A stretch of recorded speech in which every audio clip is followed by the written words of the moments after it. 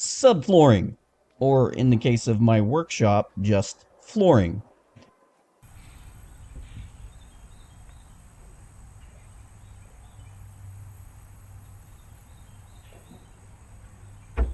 Definitely not the most interesting topic in a shed slash workshop build series. And I thought about just throwing this in with the floor framing video that I posted previously and then moving on with my life. But then I thought, I guess I can talk about it a little bit. A typical subfloor is comprised of 4x8 or 4x12 foot sheets of 1/2 inch or 3/4 inch thick AC graded plywood.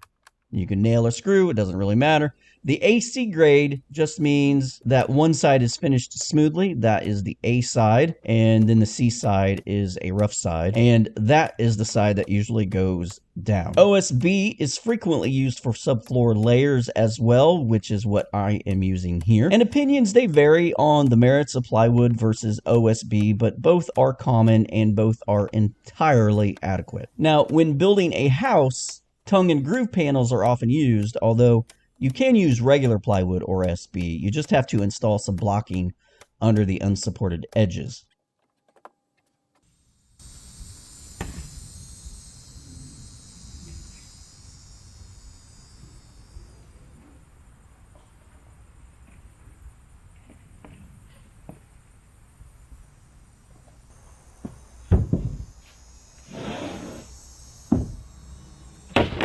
Actually, there are a lot of factors that go into the subfloor, more than the casual observer might realize. For instance, most people think you have to use 3/4 inch plywood as a subfloor. That's it. That's all she wrote. We can all go home now. But in reality, code actually states you can use 7/16 inch if your joists are spaced 12 or 16 inches on center and you use blocking that I mentioned earlier underneath the unsupported edges. Now that is if you're designing for a 40 psi live load, but if you have to go heavier like a 60 psi, well then there's different considerations to take into account altogether. The good thing to note though is that all those things I just threw out at you are for habitable dwelling structures.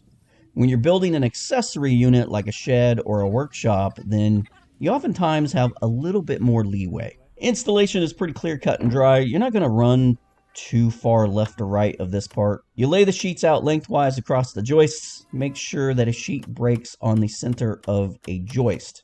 You don't want an unsupported end on the subfloor. That would be bad. So for instance, let's say your floor framing isn't perfectly square. I know in a perfect world, nobody makes a mistake, but let's just for argument's sake, imagine we live in an imperfect world with the perimeter of our floor framing is just a little bit off. If you flush the subfloor panels with your end joists and your rim joists in that scenario, then by the time you get down to the end of your building, half of one of your sheets might break off of a joist. In that instance, I wouldn't actually flush them up with the end joists and rim joists. I would actually snap a chalk line across the joists and make sure that the sheets are squared with the joists instead of the rim or the perimeter of the building. Yes, I know that is going to leave the subfloor sheets overhanging the edge of your rim joists, but later, after you get everything nailed down, you can come back with a router and a trim bit and just make everything flush. But I know that is useless information because we all know we live in a perfect world and nobody ever makes that mistake, right? Yep. Way? Yeah, on that one, yeah. You want to tap this in? Tap it in. Okay, right there. Oh, and you want to avoid a four corners situation. So staggering the sheets is the name of the game. So for me, in my situation, 2 full sheets and a half sheet span the length of my building. I'm just going to put the half sheet on alternate sides of the buildings for each row.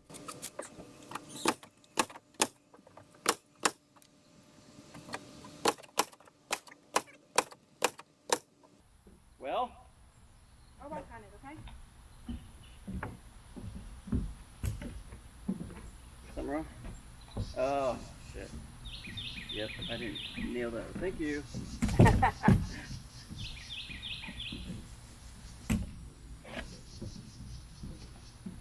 with all these. What? With all these nails everywhere, how are you gonna get the?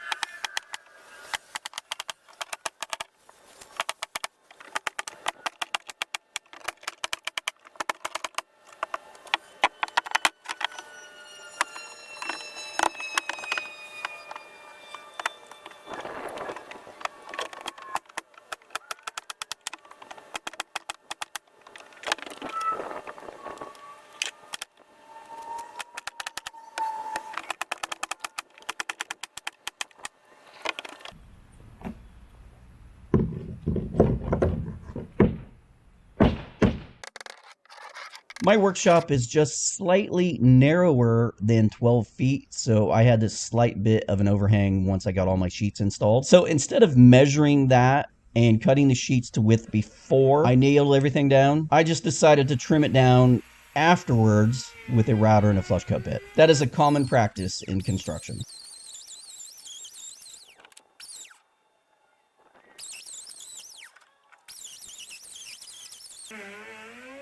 It is going to be a few days before I get the walls up and the roof on, so a plastic covering will keep my new floor for my new workshop nice and dry. Hey, thanks for watching. Subscribe if you haven't, like if you like, and until then.